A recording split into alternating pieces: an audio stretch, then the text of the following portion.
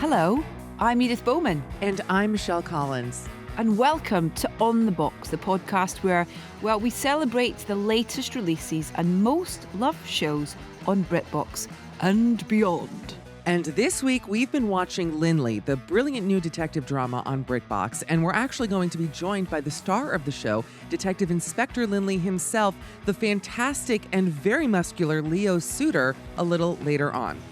A lot of muscles on show about. We'll talk about that later.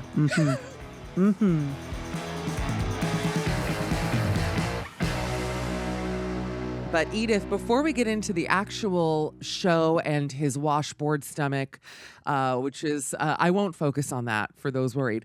But we just had the most wonderful week here in New York together, which was so nice. It's like we were on vacation together. Yeah. We nearly shared a room, nearly. I asked, and they said it wasn't professional enough, and I was upset. I had our little Bert and Ernie set up, like two little twin beds. No, we were here in New York together because BritBox celebrated their 9th birthday. I wanted to say anniversary, but birthday. And they threw this amazing lavish party in downtown New York at a place called The Nines, which was so fantastic. But also they were celebrating the launch of this podcast, and it was, I think for both of us, like above and beyond anything we've ever experienced in our careers. The whole trip for me was like nothing like I felt like Julia Roberts for about 3 days. It was unbelievable. It was, and also I had to try and travel home with the gift of the party, which was the personalised umbrella that people got when they left, which was a BritBox on the box umbrella with BritBox engraved as well as your initials. I was getting some funny looks trying to get on my plane with that. It's like, how British could I look with a wooden topped umbrella trying to get on the airplane home sort of thing. But wasn't it amazing? Such a vibe in that party. It was so lovely. It was so amazing, and we got glammed up, and oh my God, the umbrella. Well, I told the story in my show, but I've had an umbrella fetish since the age of 3 when my parents, back when, they had 2 pennies to rub together, we all as a family went to London, and they hired this sort of Mrs. Doubtfire-esque nanny to take care of me while they were able to be adults. And this woman, who I just remember, she was like an old woman, gray hair, English, took me to Selfridges. Now, mind you, I'm 3. I was probably 5'4" at this point, but I was a little kid. And we went into Selfridges, and I saw these umbrellas, and I was like, I want one of these umbrellas. And I was not that kind of kid. And she was like, well, no, I'm obviously not spending 100 pounds on an umbrella. And I threw a fit at Selfridges, which is in the heart of London on Oxford Street, threw my body on the ground. I flailed. And I think from that day forward, I just had a thing for umbrellas. So the fact that they gave away monogrammed umbrellas was a full circle moment for me in my life. Absolutely. I guess Selfridges would be like a kind of Bloomingdale's or a Macy's for anybody who's not been to London. It's that kind of big department store, isn't it? But I love the fact that you had an old lady take you there when you were like 3. That in itself is slightly questionable.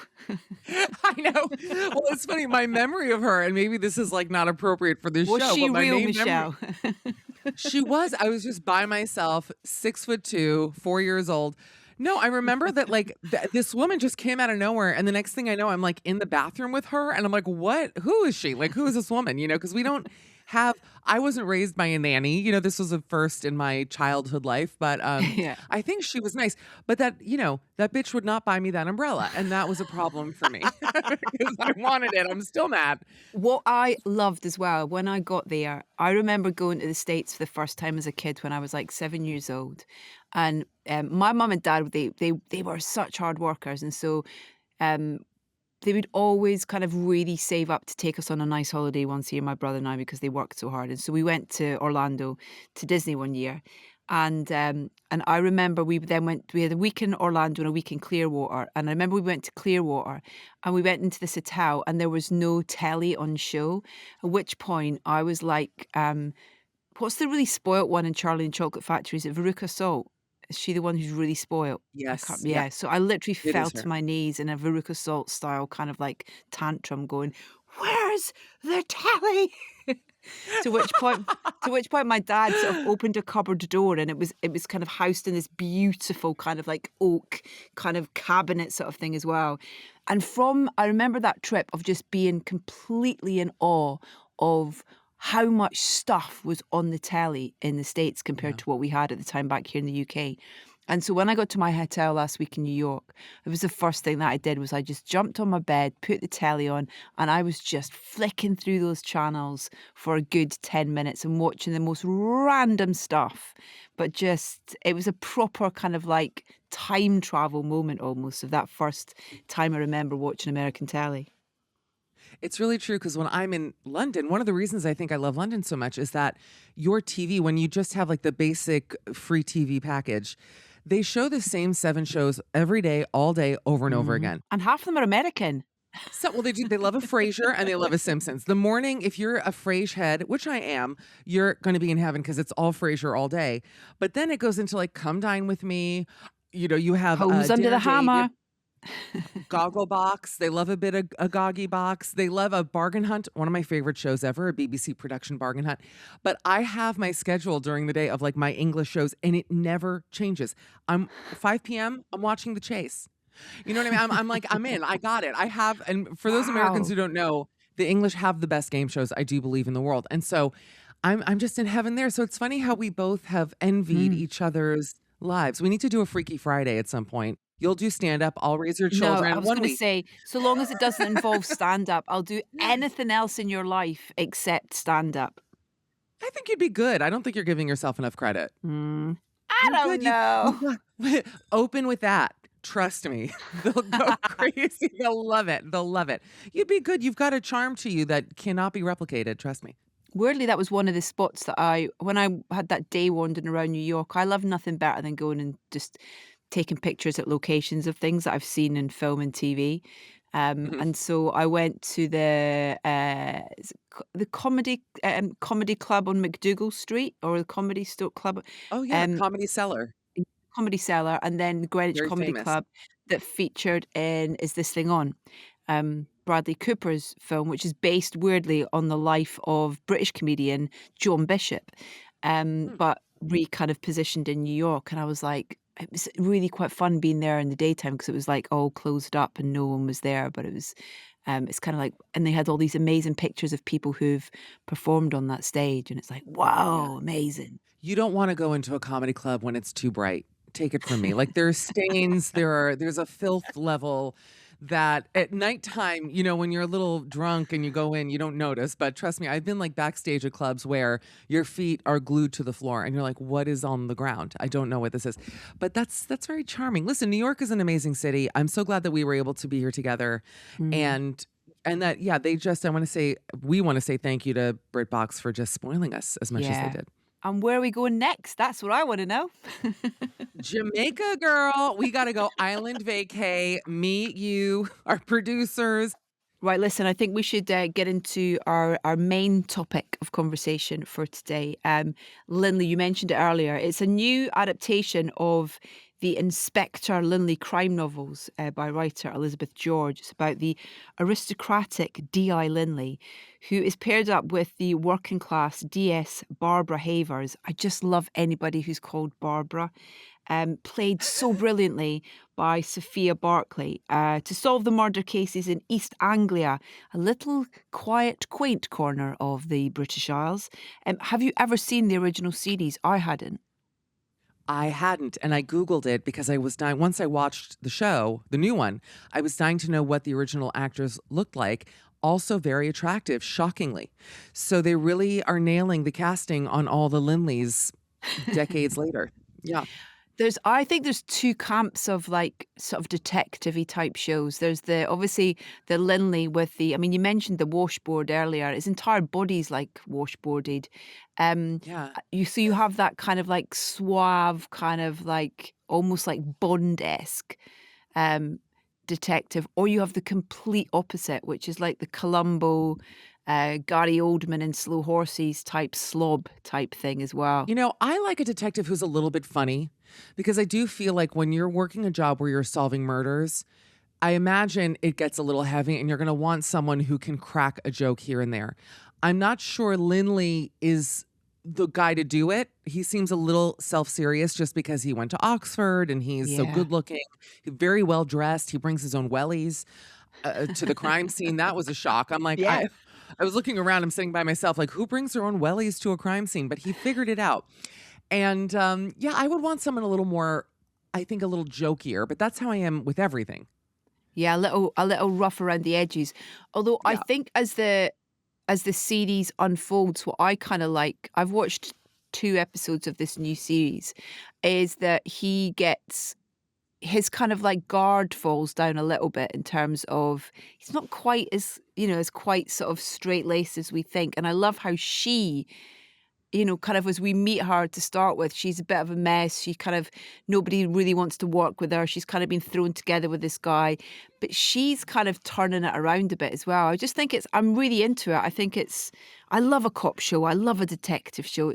I remember it being something I'd watch as a kid, whether it be those American shows like your Hill Street Blues or Cagney and Lacey, or here in the UK, even stuff like Juliet Bravo and The Bill and Taggart and stuff like that. There's something great about these shows. They always seem to be able to reinvent themselves. 100%. And I agree with you that she, for me, brought in the comedy. And also, I felt like she was me. Because, like, even her reactions to some of the things that he was doing, she brought kind of a real world Yeah. gravitas to whatever amazing, handsome man fantasy land this incredible detective came from. But I'm wondering, when you watch a show like this, Edith, are you trying to crack the case? Like, are you thinking who the murderer is, or are you just kind of along for the ride and allowing the story to unfold itself? No, I'm playing like real life Cluedo as I'm watching it. I am totally invested. And that's what I like about the structure of this as well, is kind of like each show, because they're long episodes, they're like an hour and a half. And it's like, but everything's done in that one episode. So it's not like tune in next week to find out like who the murderer was. It's kind of all contained in the one episode. And then they move on to another crime in the next one. So yeah, I love, I'm there kind of going, ooh, it's them. And then I never get it right. I'm never right. Never. No. Never, no, same, by the way. And actually, the first episode I really loved because, and I'll find any reason to brag about myself. I was an art history major. Thank you for asking, by the way. No. And yes, no, I'm being funny when I say I really was an art history major, but I remember nothing. But I loved that the first episode incorporated this Roman architecture and Roman statues and all of these things as part of the clues to who killed this guy. That was like kind of a nice thing for me. I felt like, oh, it just made me feel smarter, which any show that makes me feel intelligent, sign me up. Love that. I also like it made me want to go and visit the area a bit as well, especially that little island. You're kind of like, oh, that's nice. I wonder if you can Airbnb that big stately home Right on next the to the body. island. You're like, Yeah. now how far from the body is it?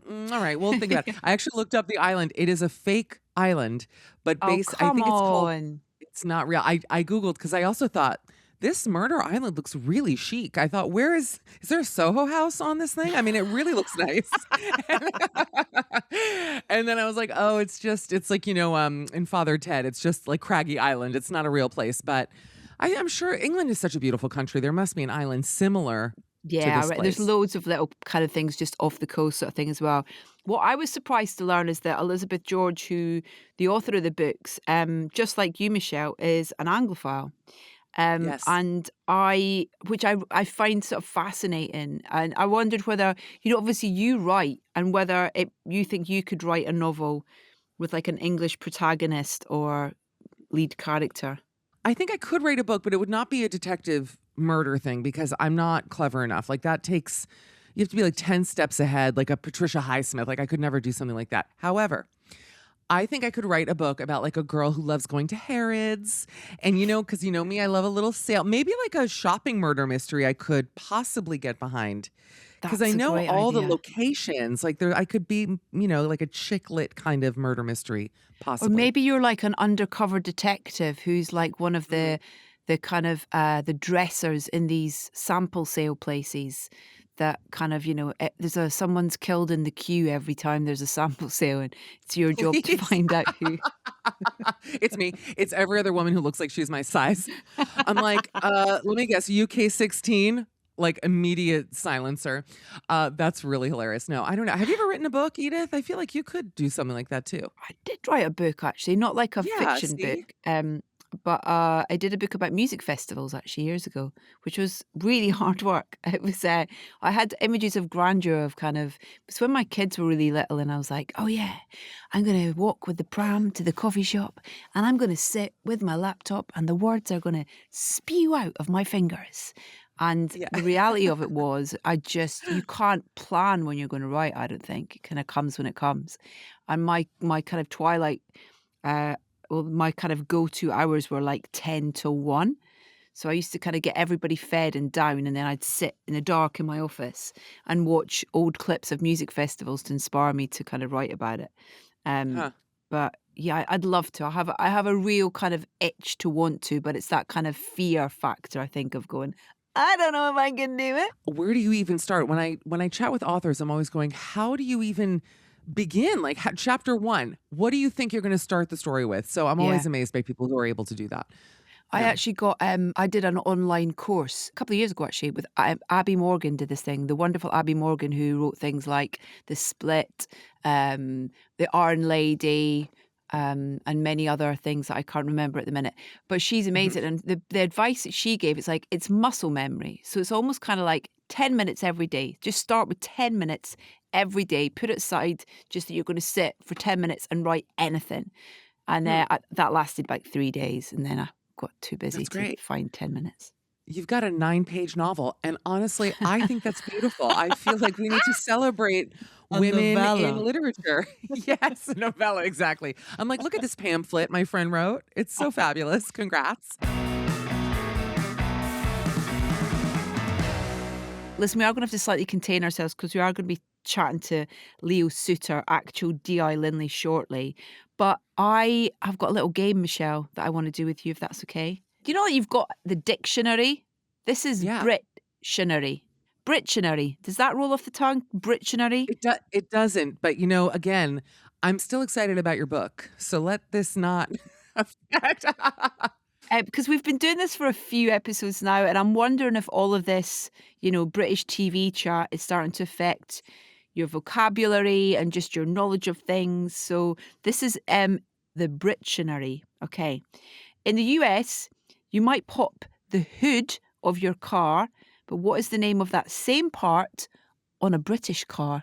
I want people to know before we even get into this game that I did not cheat even a little bit. I just have to get that out of the way because I know I'm going to be good at this. And so please know, this one did take me a second, but it is bonnet. Am I It wrong? is. No, you're It is not as bonnet. well. Thank you. But Okay. I find it weird as well because bonnets are things that you wear on your head as well, like your Easter bonnet. Like a hood. Yeah, of course, But think yeah. about it. So yeah, Oh, it's funny how so that works. But stupid. Um, the way I spoke to you, that was one of the best Bluey episodes. Like a hood, Edith. yeah. Thanks, Mom. Okay, what's the next one? If you wanted to order your favorite eggplant and arugula Mhm. salad, but you were in the UK, what would you actually ask for? I'm gonna one up you on this one because when I was thinking of the word for eggplant, I thought of even another word. So eggplant is aubergine. Mhm. The other word I thought of was courgette for zucchini. That's There we another go. little Yes. difference. And then arugula is rocket. And I know that because I'm at Pret a Manger every day and I get my Caesar baguette with rocket on it. And there's So, also another word you guys have for coriander, isn't there? oh, Cilantro. cilantro. That's right. Yes. Yes.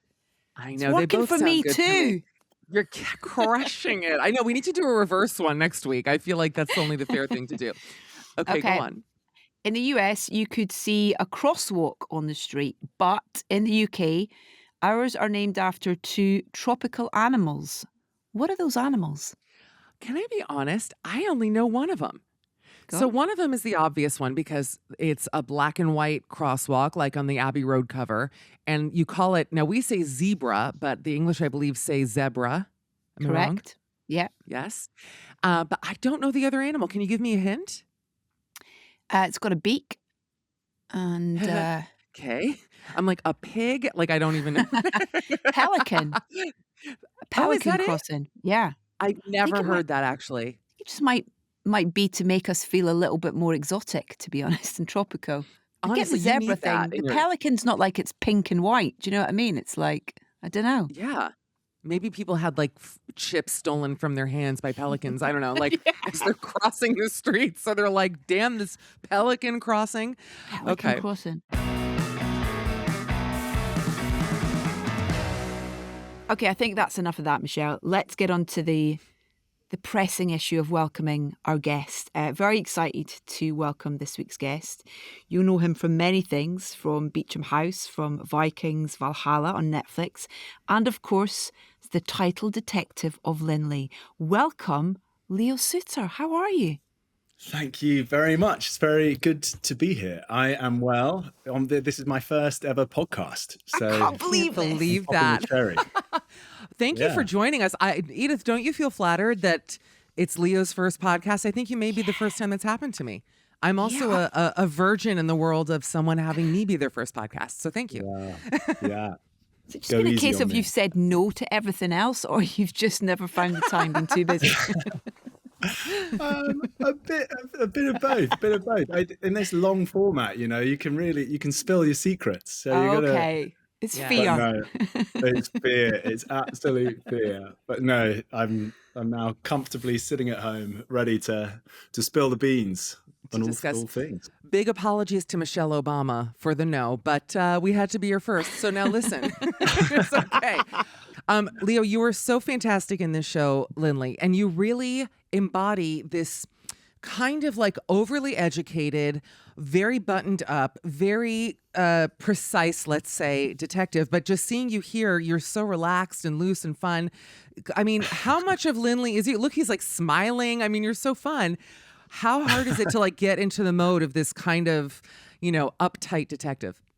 Yeah, I mean, once you put on a nice tweed suit and a long overcoat, that immediately sort of buttons you up and helps definitely. But yeah, a good shave in the morning, a strong cup of coffee, and you're out the door, ready to be the sharp detective. So it was so much fun to play that kind of part, because as well, you're the detective and you get to wear the fancy coat, drive the fancy car. Oh yes, and generally just have a bit of fun whizzing around the countryside, solving countless gruesome murders. Who knew in that quaint part of the British Isles there was that? Be wary. I love how prepared he is. And Michelle already talked about, in episode 1 where he's got his own wellies in the back of this amazing car.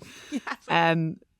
I mean, just getting the chance to kind of, I guess on downtime between sort of, shots, you're just like, I'll just be back in 5 minutes, guys, as you kind of take it for a spin.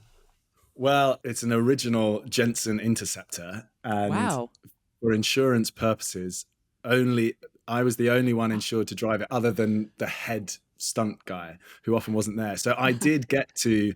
Usually, the actor would step out and they'd reset it, but I would be reversing, looking over the back, through the back window. When I saw you driving into that ditch in that first episode kind of thing, I was like, whoa, what is he doing with that? Mess it up. Easy, Tiger, easy.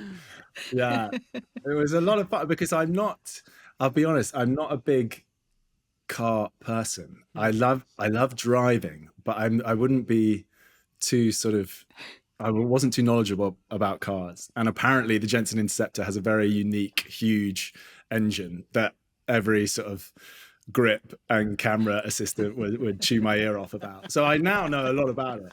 But it was a perk of the job, was definitely driving that car. I think it begs the question, I was going to ask Edith before, but how much do English detectives earn in a year? Because in America... they're not paid that much. Our teachers, our police, like they're sort of famously underpaid. They're not driving Jensens, which I've never even heard of around. Yeah. So is this like a family money thing with the character, or is this generational wealth? Is for it? Sure. God, tell me everything. This is trust fund, definitely trickle down. Keep talking. Lucky old Lindley. But he's and that's so he finds himself in this pretty run-down, dilapidated police station. And in the first episode, there was a shot, because the ceiling had fallen through when we arrived there to film in it. Mm-mm. And you're like, oh, we've got to use this as part of, a broken Britain and a strap for cash police shop. But they cut the little cutaway. And by the time that we came to film again a week later, the art department had fixed the roof. So the gag was gone. But that's the joy of a podcast. Now people can now they know. See, we can look. Yeah, exactly. Yeah. The Easter eggs.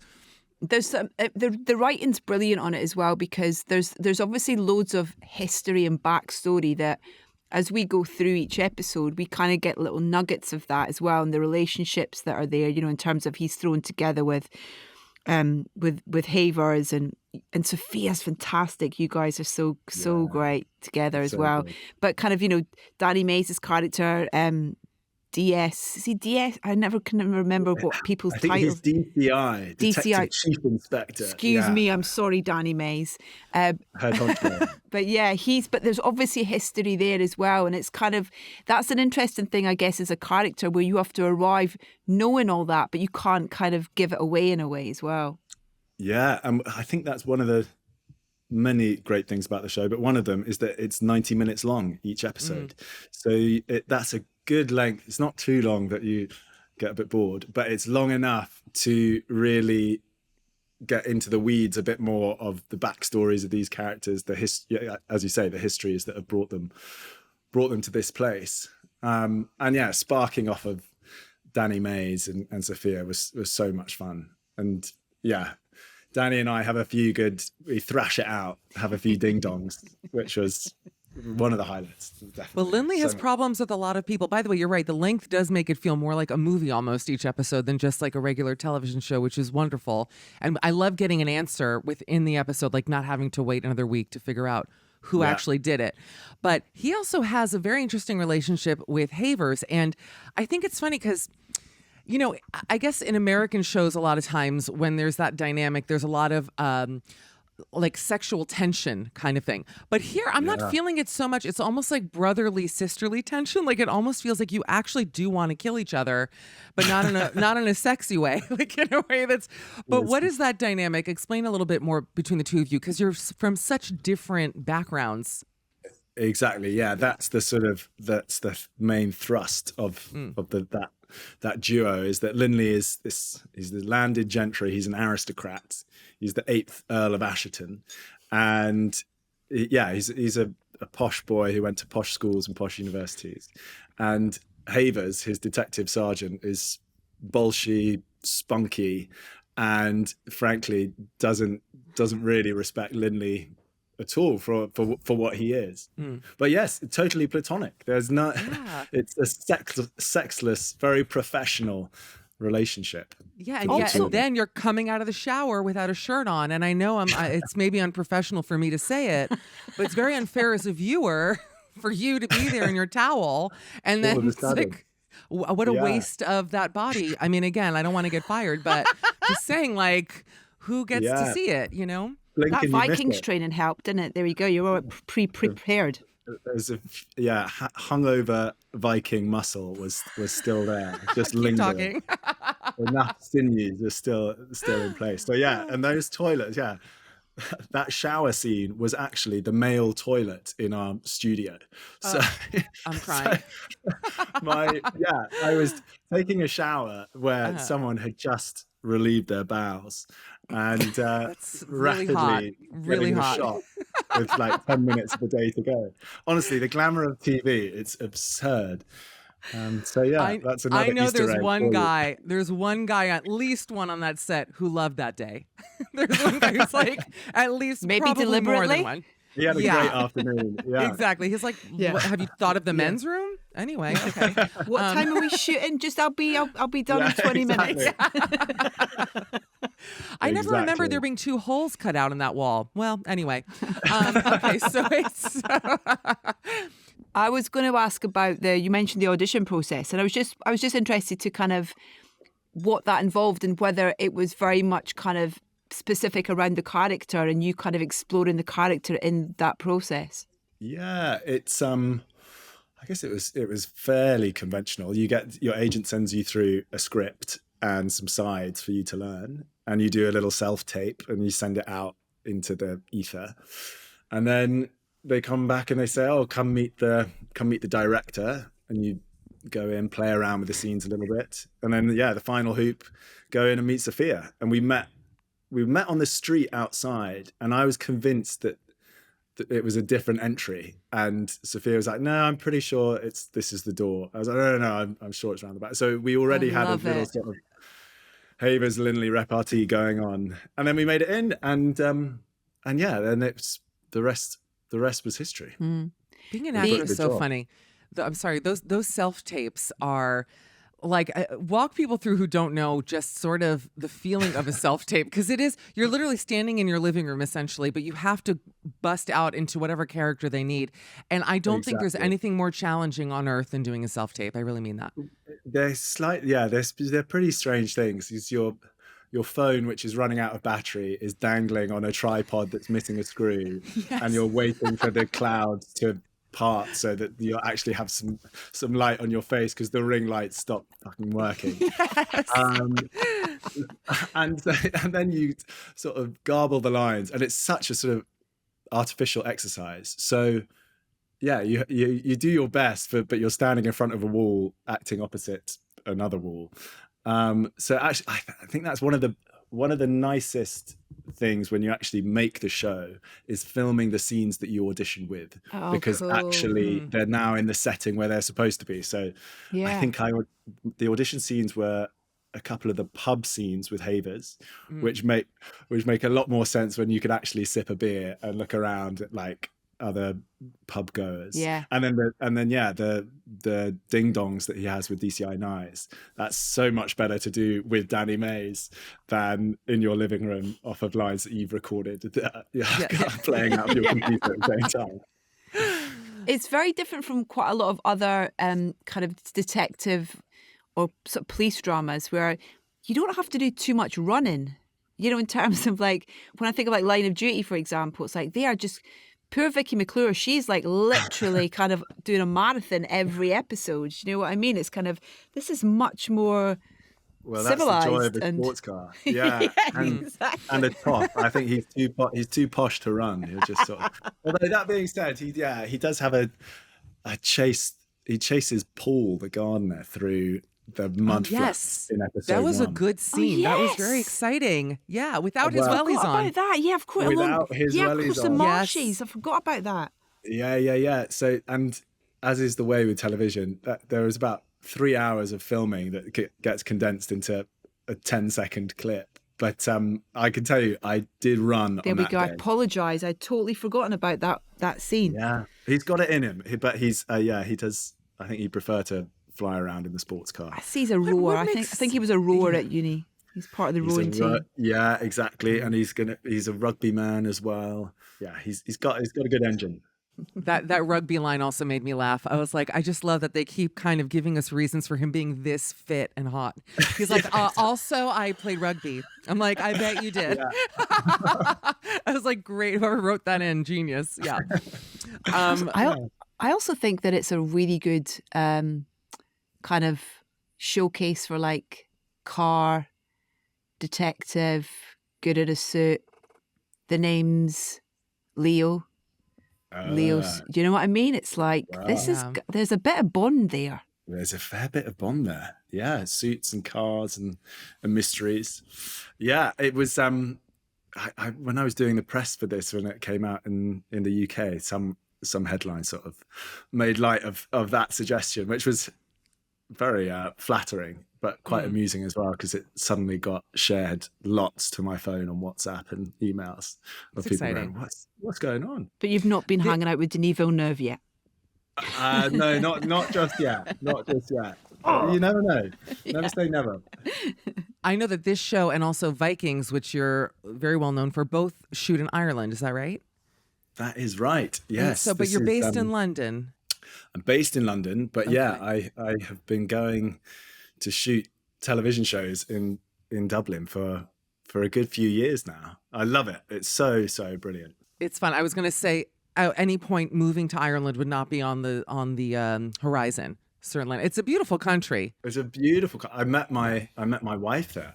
Oh my God! Thank God for Irish pubs. I sat next to her. Is that really how you guys met? That's really how we met. Wait, yeah. Leo, tell us the story, please. This is so sweet. Tell us. Michelle, do you want me to book your flight now? Yeah, exactly. You can find Listen, your.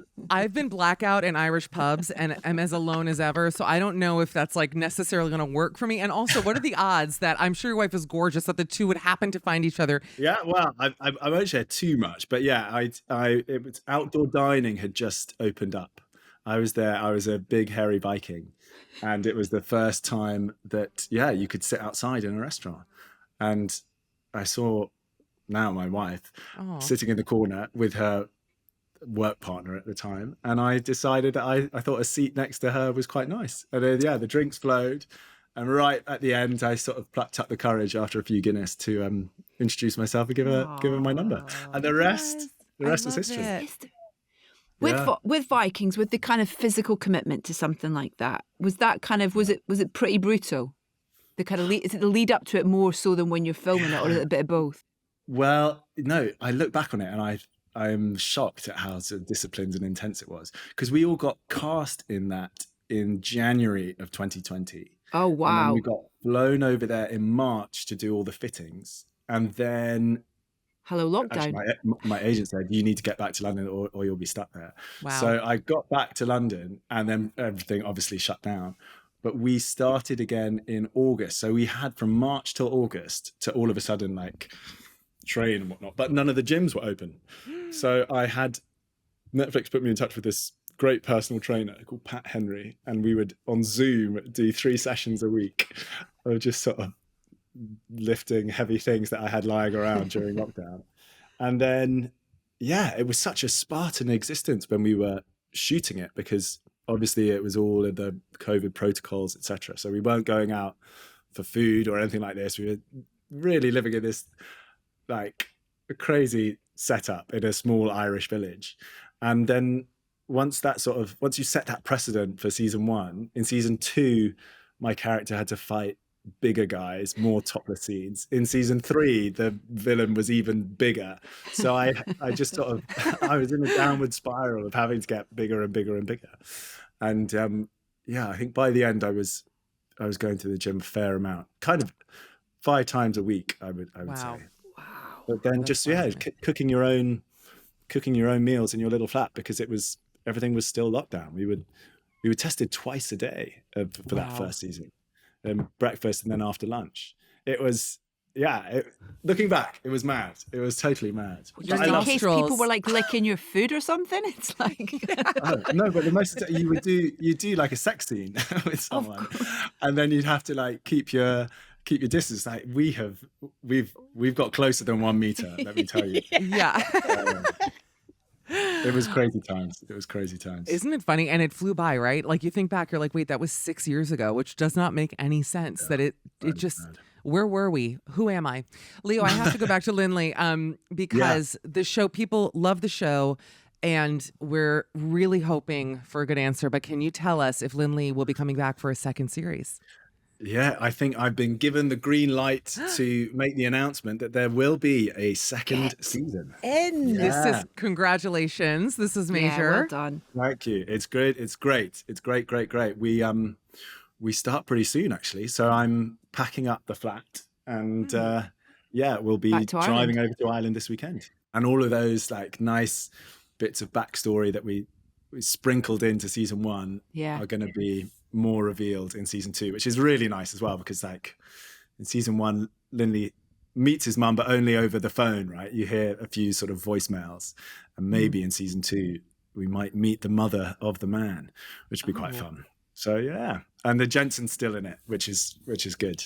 That's Jensen great. survived. I can see in your eyes how excited you are about the Jensen. Can't you, Edith? Like there's a spark about that. Yeah. Yeah. Yeah. Making sure nobody else has got insurance for it apart from you and the stunt guy, and that's Exactly. it. Yeah, Exactly. totally. Yeah, totally. Before we go, on your first podcast appearance ever, Yeah. we've got a little game we wondered if you wouldn't mind playing. It's called Revival, because Lindley's an exciting and gripping revival of a detective classic.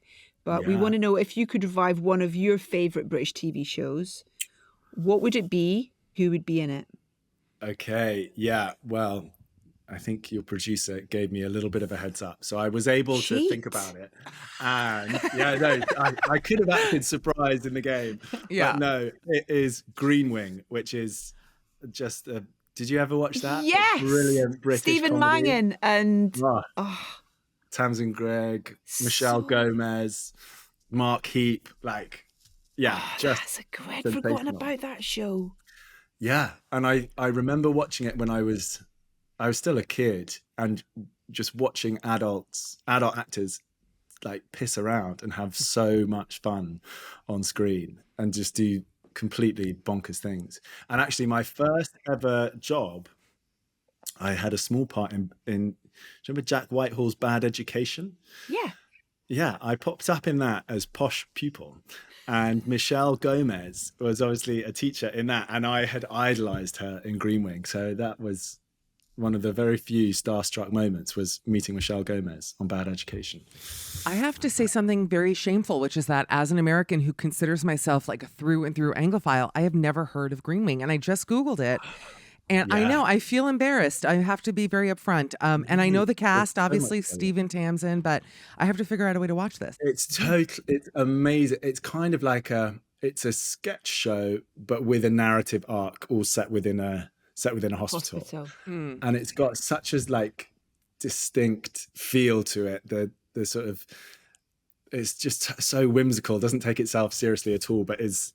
Yeah, there's just so many brilliant bits. But as well, I think the process of making it, the actors workshopped it for months before they actually went and shot it in a real hospital. So there's anecdotes that they were filming these slapstick comedy scenes next to intensive care beds and patients who probably weren't very thankful that they were doing it. But just that style of TV show where they had the time to figure it out and work off of each other. And it was this young crop of British comedy actors. Olivia Colman is in it. Is that something you're interested in pursuing yourself in terms of kind of that, having the opportunity to explore, a more improvisational kind of role in comedy and stuff? It is, I think comedy is so fun to sort of be around and in the presence of. I did a day or two on a show called Intelligence with David Schwimmer, and I had him just improvising in my ear, and it was just to be around it was so electric because you could feel his brain whirring and coming up with funny gags. And I think you've got to be really on and thinking all the way through those comedy scenes to make it work. So I would love to try my hand at it. But who would you be in your version of Green Wing then? Well, see, I thought about it. I might be Michelle Gomez's little assistant, so I could just be in the corner and watch whatever she comes up with and try not to corpse. Or I thought I could be like a love child of one of those doctors from the because the show's like 20 years old by now. Yeah. So I could be a love child. No, I really am going to go watch that show. I've never heard of it. And thank you, because I really fancy myself an American expert. You're going to love it. But also I would say it's quite British humor in the best way. But it'll be interesting to see if you dig it. Good. How's your first podcast experience been? It's been good. My guard is down. Good. I've very much enjoyed chatting to you guys. And looking forward to doing more Lindley and maybe coming back and telling you more about that.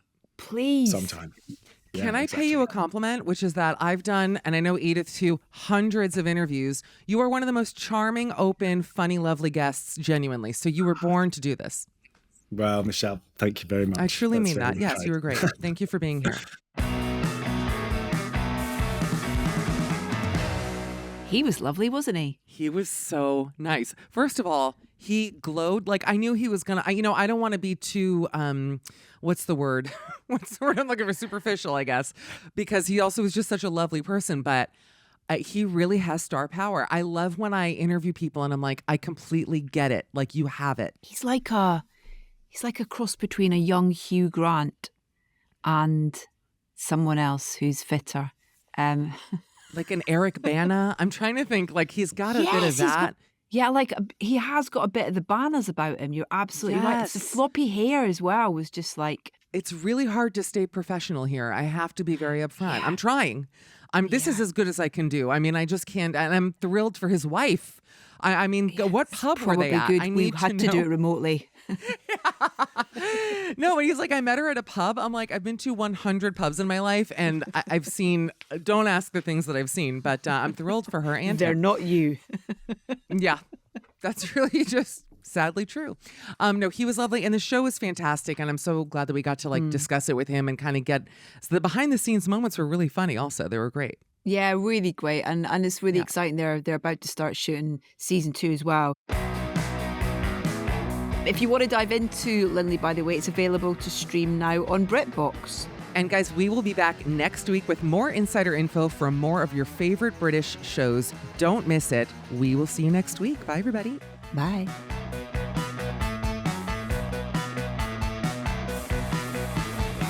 You've been listening to On the Box, hosted by Edith Bowman and Michelle Collins. Theme music was by Dario Forzato and Canio Claudio Tristano, courtesy of 411 Music. The mix engineer was Arlie Adlington. The production coordinator was Caroline Barlow. The production manager was Mabel Finnegan Wright. The production executive was Ian Hayden. The executive producers for BritBox are Alana Magahi and Diane Robina. The executive producer for BBC Studios is Pete Strauss. The producer was Rajiv Karia. On the Box is a BBC Studios production for BritBox.